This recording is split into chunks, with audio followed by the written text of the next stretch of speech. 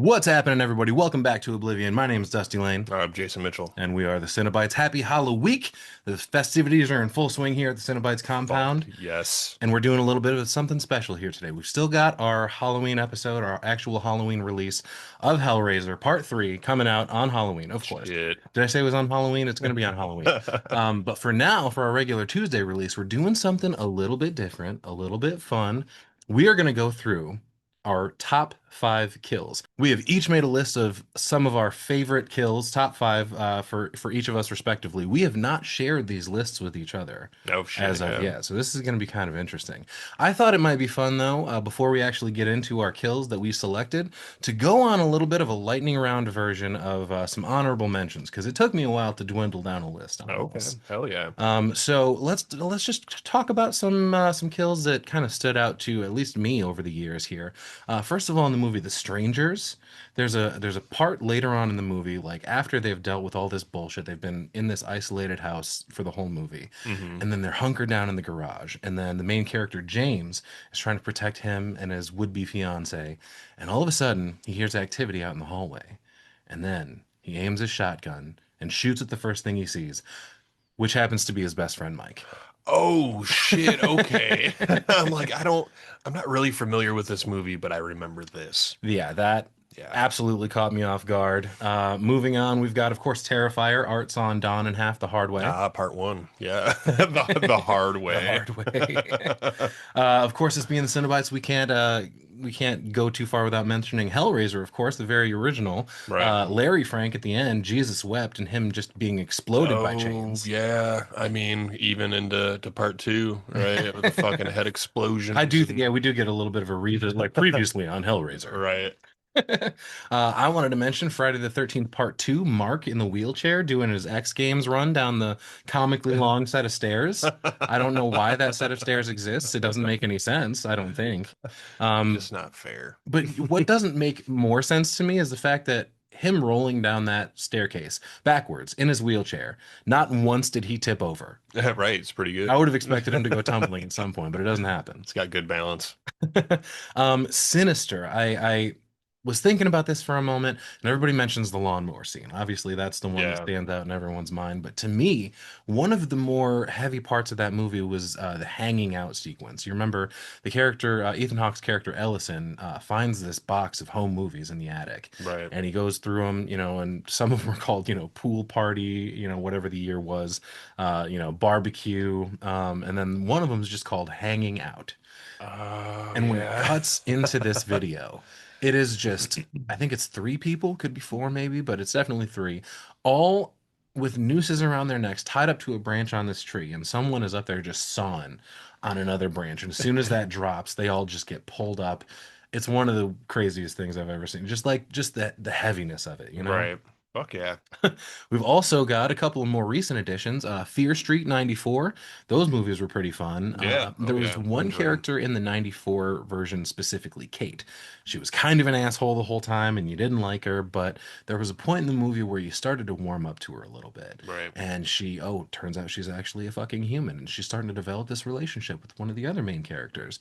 And before you can see that blossom, they're in the store toward the end, and she just gets turned into a loaf of bread on this fucking bread slicer. Just turned into a nice rye loaf that you could put a pastrami sandwich together with.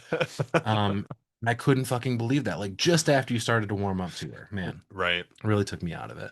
And another more recent one, Freaky.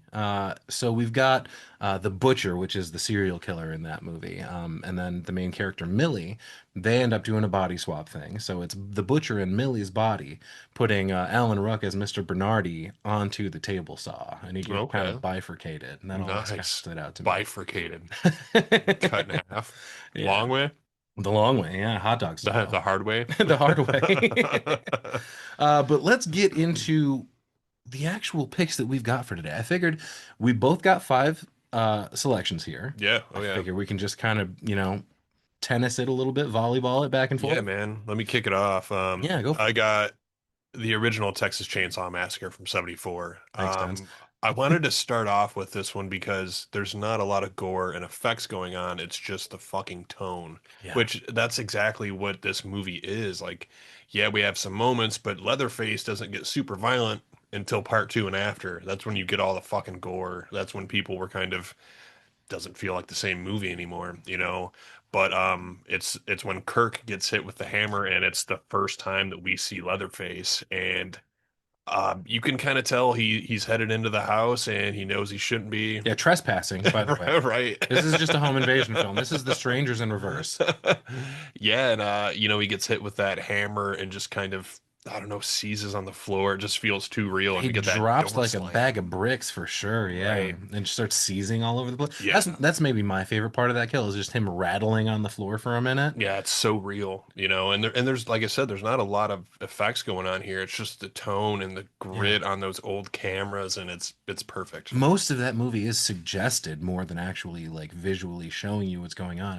Right. It's a different way of portraying it for sure. But it was actually surprising to me after I realized that. And you go back and watch, and you're like, oh shit, yeah, they don't really show anything. But Yeah. I think the biggest exclamation point on the end of that kill though that everybody talks about is of course like you mentioned the door slam. Oh, fuck yeah. I don't know what it is that's so visceral about that moment that Leatherface just grabs that fucking door and oh man, it's so good. It's so good. What Uh, do you got? Let me get to my number five here. Mine came from maybe not an expected source here. I went with Jason X. Oh shit. The liquid nitrogen scene with the character Adrian. She is beep bop booping over there doing a bunch of science stuff in the lab, and Jason they have on the table, and he's for all intents and purposes unconscious. But then she looks behind her and he's gone. And all of a sudden he sneaks up behind her and just starts fucking manhandling her, pulling her back toward the sink on the Right. I don't know if it's like a workbench. What do you call that in a laboratory? I don't know what that It's is. even hard to tell. Everything is so spacey and futuristic here that everything's just white like a doctor's office and floating tables Yeah, and the for sure. computer doesn't look like our computers. You Right. know what I mean? But he's yanking her back toward this, countertop space with a sink in it. Nobody can hear shit, of course. No one's coming to her rescue. And as he's pulling her, he almost kind of yanks her boobies out for a second there, but doesn't quite get there. But he finally gets her to the table. He turns her around and he just grabs her hair and smashes her face down into this sink full of liquid Yeah, nitrogen. which why is it? It's the future. Don't ask Yeah, I questions. mean, yeah, whatever. Maybe she was making futuristic ice cream. I don't fucking know, whatever.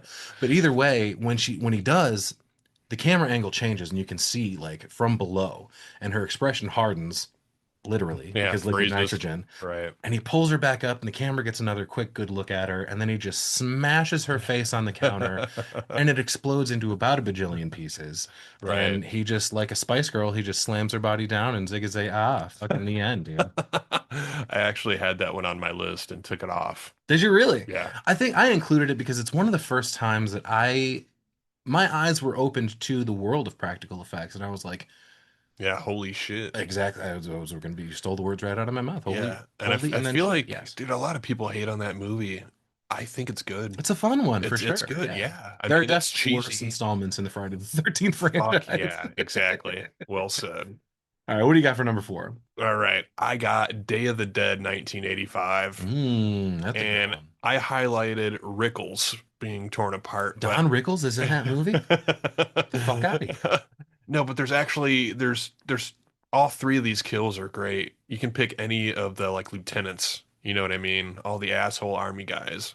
They all get torn the fuck up. But this one specifically, he thinks he's getting away and he kind of gets cornered and then they just lay him down on a pallet and tear the fuck out of him. His head comes off, Yeah, reaching at his jaw and his eyes and yeah, somebody definitely like bowling balls his eye holes for sure yeah, and pulled his head away. fucking playing with his guts. But like I said, there's three of the guys here and it's great if it's Savini, Yeah, yeah, you for know. sure.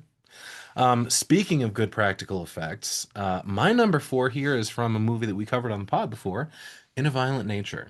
And Shit, if you yeah. know anything about that movie, it's a different approach. A lot of people, there were definitely mixed reviews about this movie, because a lot of it is just following Johnny walking around through the woods, which is maybe arguably for different reasons, some of my favorite parts. But regardless of that, there's a part in this where he stumbles upon a character named Aurora. She's stretching, doing her yoga thing on a cliff, Oh yeah. and she hears a twig snap and she thinks it's her friend coming to, she had just gotten done talking to her down by the lake and she thought she was coming up to see her. And she turns around finally to see Johnny there, this fucking hulking monster, clearly undead for no apparent reason. And she turns around to escape, but then she realizes, oh shit, there's a cliff there. I can't really Yeah. go She's anywhere. got nowhere to fucking run. But then I complained about it in the episode because I felt like she still could have done something. There was plenty of space before he got to her. She could have went left, could have went right, decided instead to do none of that, and then just let him walk up to her. And when he Yeah. does, he ends up turning her around, jabbing a hook into her head, ripping the other through her body, and then he basically pulls her head through her stomach, turning her into a human pretzel. The Yeah, practical like effect on Bender. this kill were ridiculous. Yeah, man, it was nasty. That fucking what is that hook that he's carrying? It was some sort of logger, like you hook it into the lumber and pull it along. Oh shit. Okay. Mm-hmm. Yeah. Nuts. Yeah. I But mean, what's your number three, man? I got City of the Living Dead from Mm, 1980. okay. I believe there's a couple different names for this one, but it's a Fulci. The Drill Kill. Holy fuck. Mm. We have it in a little bit of our outro, and the context on it is so weird because it seems like this dude's pissed off that he was trying to sleep with his daughter, but the guy's sick. Anyways, there's like a drill on a fucking lathe right here, and he puts it through his fucking head. Good Lord, yeah. Right through, like goes basically like through his jaw and out the other side, like Yeah, disconnecting the two halves. it's so fucking gross, and it's good. Like I said, It for it is. being old, it's some good effects. Yeah, it's always kind of alarming when you're looking at something trying to figure out how they did it and you can't figure it out because Right, like this guy's face never stops moving. When did they sub in the dummy head? You know what I right. mean?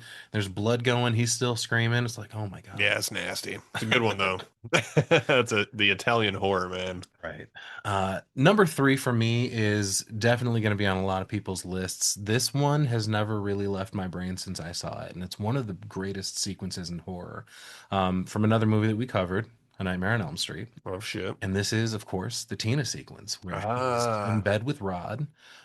She's dreaming, obviously, and it's so terrifying, just that aspect of it. The fact that there's nothing you can really do about it. You're in Freddy's world. He's making the rules, but it's right. crazy that on the other side, your body is reacting in the real world. Hmm. And poor Rod sitting over there like, what the fuck is happening? Yeah, My girlfriend's flying all of a sudden. She's getting dragged up the wall, across the ceiling, and it's just one of the most brutal things that I had seen, up to that point in my horror loving career. yeah, And it was the wildest fucking thing to me. It's still something that I think about from time to time, being one of the craziest things. yeah. Wes Craven. I mean, that whole movie, that whole concept, especially right when it came out, it was fucking Hmm. groundbreaking, and just some of those kills. I thought it was interesting seeing some of the behind the scenes stuff when they're recording those, Hmm. because everybody's, how in the fuck did she get drug across the ceiling? Right. Same effects with at the ending with Johnny Depp, just everything about I that was gonna movie. say I It's almost went with the Glenn kill, but the blood geyser isn't as striking to me as the fact that she's just getting, I don't know, thrown all over this room by nothing. You getting know what I beat the mean? fuck up, Yeah. literally. Yeah. Slashed down the middle by those four blades. It's crazy. And yeah, meanwhile, the whole time Rod's like, what the fuck is happening? I can't, like, I gotta get out of here. Right. It's kind of funny you brought up Nightmare on Elm Street because I went to part three, Dream Warriors, for this last one, and Nice. it was kind of hard to choose which kill I wanted from this fucking movie because Freddy is just getting out of control here. The kills are getting a lot more creative, even compared to what we were just fucking talking about, Right. and I called it the marionette kill. This What poor is it? guy. It's his tendons, It is, you yeah. know? He's in bed, and then all of a sudden his tendons just get ripped out of his arms and legs, and those are used for him to be just marionetted all Like over a the place. fucking It's crazy, puppet. yeah. Yeah, and they're seeing him, and it's the same thing as, it's in his head, but it's happening in real life. So he's Yeah. walking around, and they think he's Yeah. fucking sleepwalking, Right. but no, Freddy's fucking got him, man. And then eventually his demise, being thrown off the fucking roof. you So know, mean, as man. everybody watches. Fucking Freddy, man. You know, I am glad that the two that we chose from Nightmare on Elm Street movies happen to be from what I would consider to be the two best Nightmare on Elm Street movies. Yeah, I mean, I got love for part two. Everybody hates Yeah, on it, but it's darker. It's not as quite as whimsical and fun, maybe, but right. Yeah, it's very true. Feels a little different. yeah, for sure. So for my number two, I've got listed one of my favorite movies of the last 10 years, Hereditary. Okay. And most people will probably think that I'm going to talk about Charlie getting her head lopped off by that telephone pole. Yeah. It's one of the craziest 5 to 10 minute sequences I've ever seen in film. And that is after Annie gets possessed Right. and she chases Peter out of the living room and up into the attic. He closes the door behind him. Great move because she is, we get a quick shot of her, and one of the most striking, disturbing, alarming things I've ever seen on film is her on all fours on the ceiling, banging her head into the door, trying to get in. Right. While he's screaming, he like reverts back to childhood. He's like, "Mommy, stop, please! Oh Right. my God, I can't! What did I do?" But then he's in this attic and he happens to see some of the cult members that we end up stumbling across naked hanging out in the attic for no particular reason. Nice. And then as he's up there he starts to hear this noise, and there's just this, I believe the captions referred to it as a squelching sound It's a sawing noise and a without sawing. without a saw though. Yeah, because just before this scene, we had heard the piano knock over downstairs, and then like what sounded like a wire plucked from It's a it. piano. So Whoa. then the shot, the reveal we get of Annie floating midair because she's possessed with this piano wire wrapped around the back of her neck, and she's just sawing back and forth, Right. slowly at first, and blood is dripping down The on blood him, like and it's just going, and the look on her face is so crazy. right. And then she just keeps going, getting faster and faster as she goes, and then it cuts away from her. He ends up going out the window, but then I think afterwards you hear the sound of she finally completes the job. The head thuds Right. onto the ground, finally completing the decapitation trifecta. and allowing this ritual, so to speak, to be completed. And that's one of the heavier movies that I've seen. It definitely left a huge impression on me. And yeah, that last 5 to 10 minutes is some of the craziest stuff I've seen. Yeah, the thud. They The dropped thud. they dropped a fucking pumpkin for some sound. Right. All All right. right, Well, let's hear it, I man. got one more, and I tried to round out some of my kills and go a little newer, a little bit. I prefer a lot of the older shit, but the Evil Dead remake from 2013, Yes. the fucking ending. Oh yeah.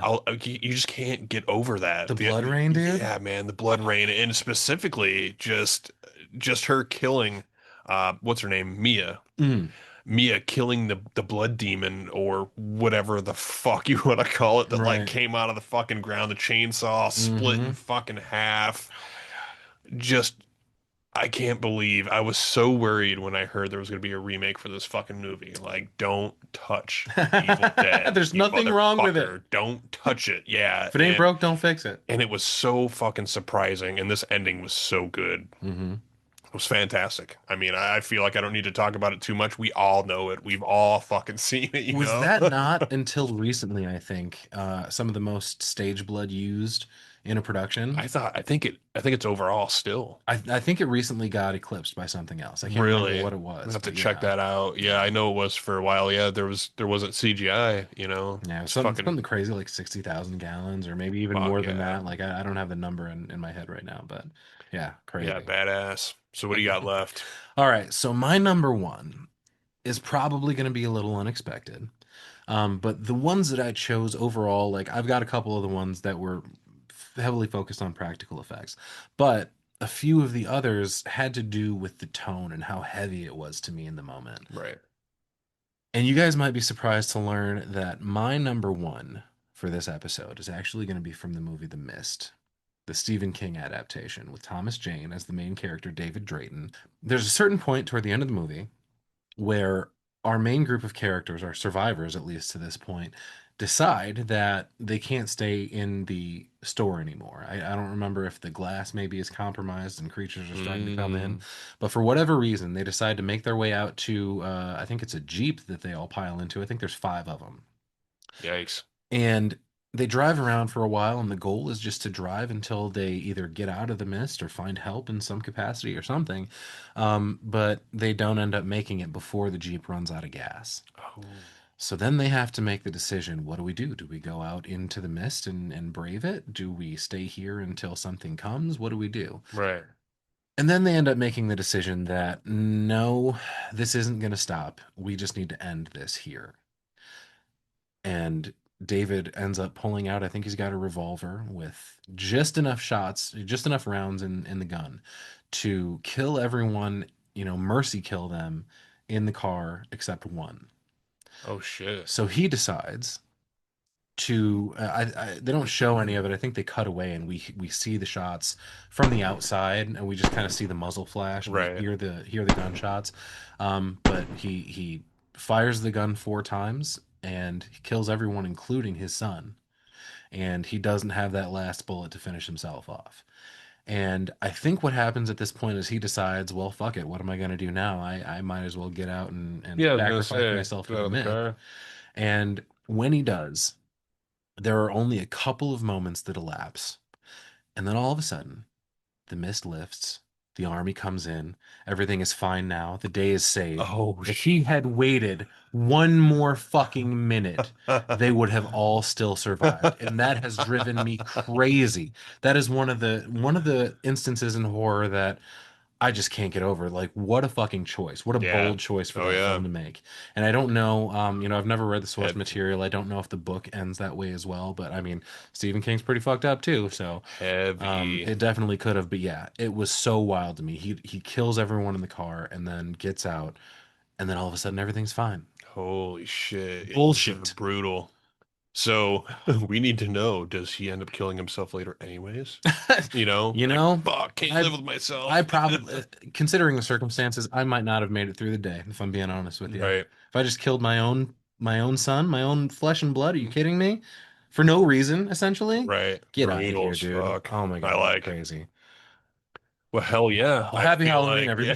everybody. Yeah, yeah. Well, on that note, uh, yeah, Yeah, but everybody tune in for Hellraiser 3 please. dropping on Halloween. Yes, Like I sir. said, this is Friday. just a mini episode to keep everybody enticed, you Yeah, know. it's a little appetit. It's a little amuse bouche. Keep your mouth happy for a little while before we get the next serving, the next heaping helping a Hellraiser coming your way. Keep your mouth happy.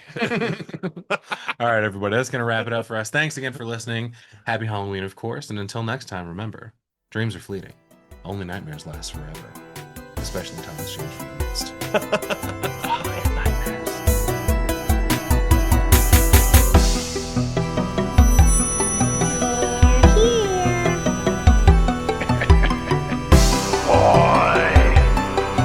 Kill her, mommy. Kill her. I bid you well.